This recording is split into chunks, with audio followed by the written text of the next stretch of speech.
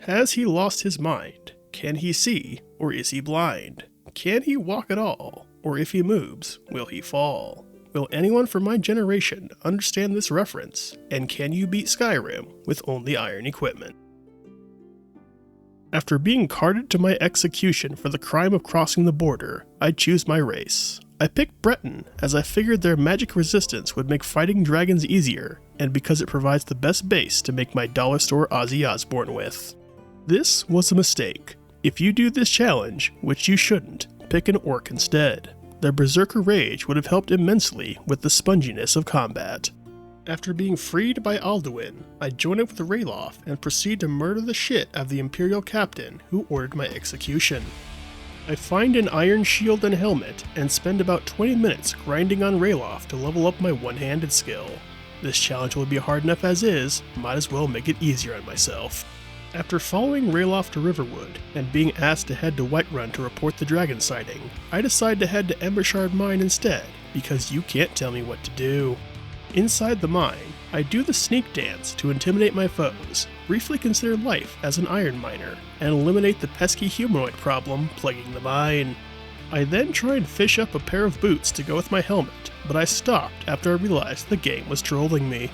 Back at Riverwood, Sven entrusts me with a letter to discredit Faendal in the eyes of Camilla. I betray that trust and tell Camilla the truth, and then she sends me on a quest to get her claw back from Bleak Falls Barrow. On the way up, I snag myself a set of iron armor, declothe some female bandits, and debrain a local catman with my rusty toothpick.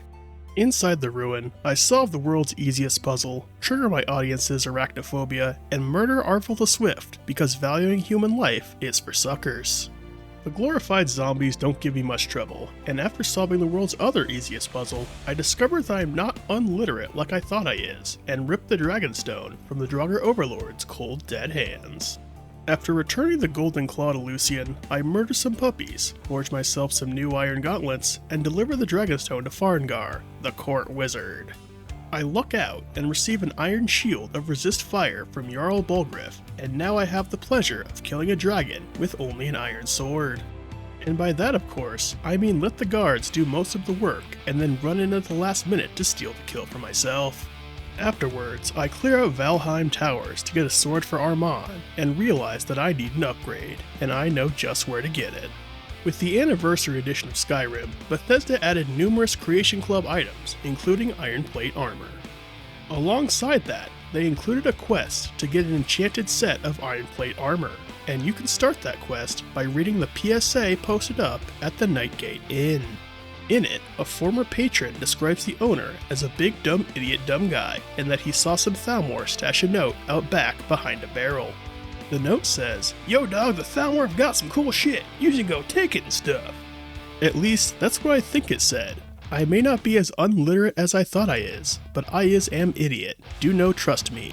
I travel to Northwatch Keep, relieve the nearby Thalmor of their lives, they relieve themselves in their pants, and I relieve a nearby body of the enchanted iron plate armor.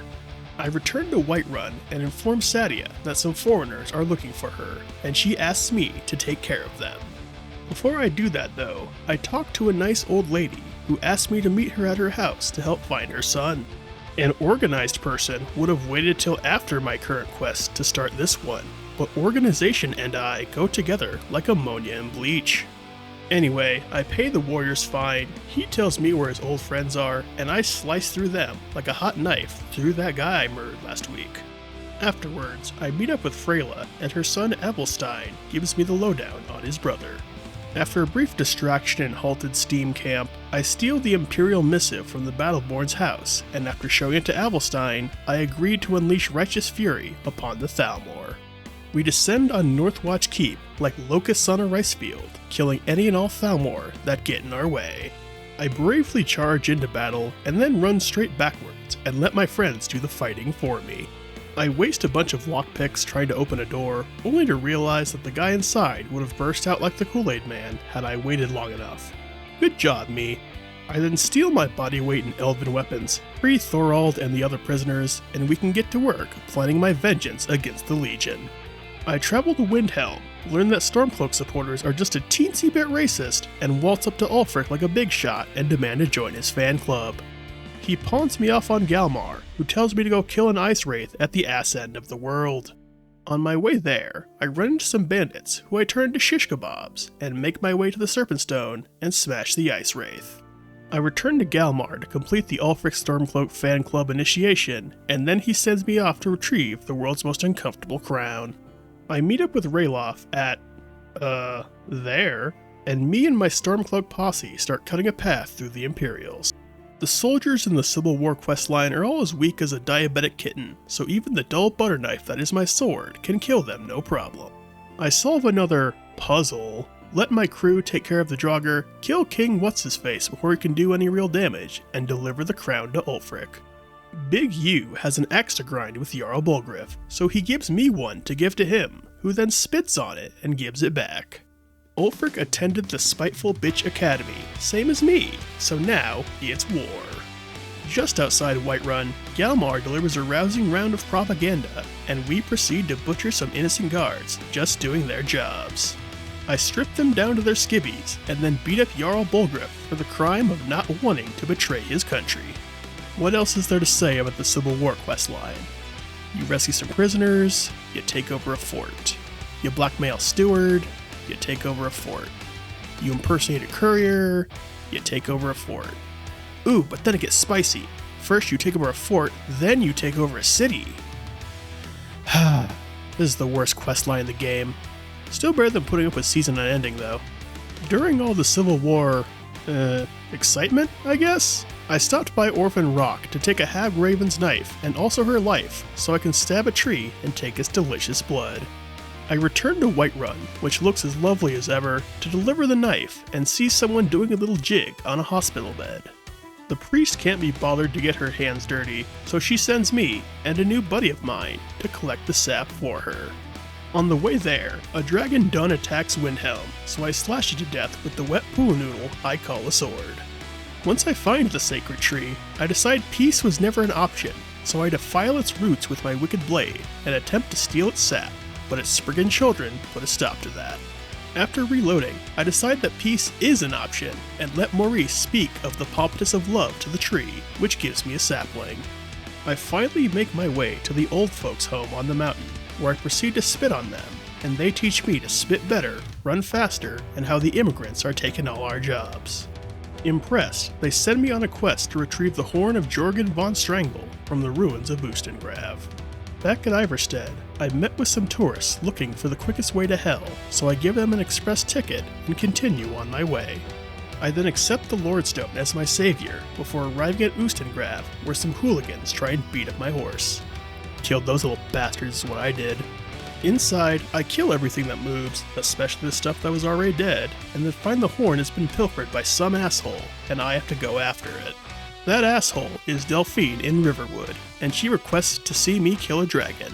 But first I return to High Hrothgar to get yelled at by a bunch of old men. It's like high school all over again.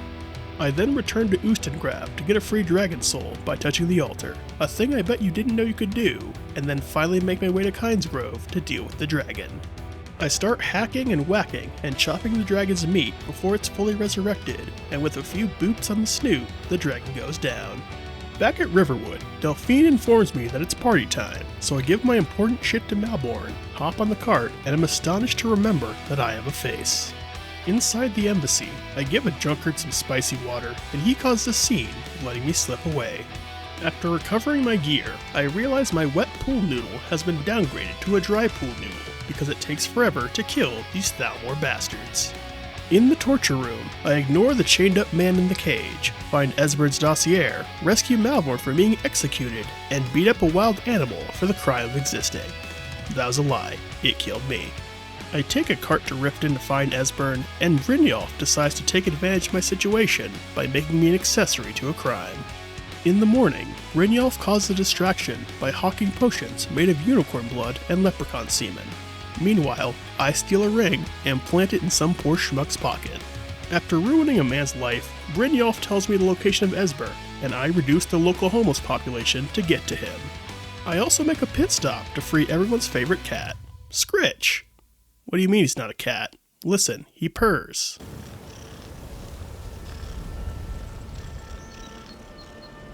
I recruit Esbern, get beat up by an ice cube, and then decapitate an inferior kitty, because Scritch is the only cat for me.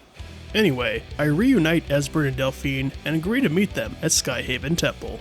At Karthspire, some Forsworn got in their head that they could stop the Dragonborn, and I corrected this misinformation by ending their lives. I killed the nearby dragon with 40 whacks with my dry noodle, and inside the cave, I don't even need to solve the puzzle as Esbern just blurts out the answer. I play 5-finger fillet with my palm, Esbern gives me a history lesson, and then tells me about Dragonrend, so now I have to go crawling back to the Greybeards for answers. Back at High Hrothgar, the Greybeards go tell me to take a hike up the mountain to meet their master, Parthenax. At the top, Parthenax instructs me to use fire breath on him, and I realize that shouting in the air won't work. So no, you cannot beat Skyrim with only iron equipment. But the show must go on, so I spit hot fire, Parthenax waxes poetic about the cyclical nature of the world, and I talk with Esbern, who sends me on a quest to retrieve the Elder Scrolls V Skyrim registered trademark, copyright 2011. Esbern points me toward the College of Winterhold, where a nice gentleman points me toward the crazy-ass nutjob living in a cave. Said nutjob gives me a sphere and a cube, and sends me to everyone's favorite dungeon, Blackreach.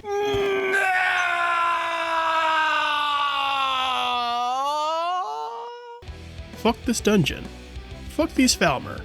Fuck these bandits. Fuck this chamber. Fuck this dungeon. Anyway, I press some buttons and out pops an Elder Scroll. Whoopee. Back at the throat of the world, I read the Elder Scroll at the Time Wound, realize after 12 years that Feldir is played by Paul Edding, and learn some fancy new swear words. Alduin doesn't take too kindly to my newfound potty mouth, so I beat the fucking shit out of him until he flies off like a little bitch. Afterwards, Parthenax tells me to interrogate a dragon, so I talk to Esbern to get a dragon's name. He tells me the blades are done working for me until I kill Parthenax, and then immediately gives me Odahving's name without protest. Good job, Bethesda. I convince Vignar to let me use the wooden dragon trap to capture the fire-breathing lizard. I yell, Odahving sucks big nuts into the sky, and then cage the dragon in the wooden trap that keeps his mouth unrestrained. He gives up Alduin's location and agrees to give me a ride. If you expected me to fight my way through Skuldafn, you have another thing coming. I ran past my problems like a little bitch, and I'm not sorry.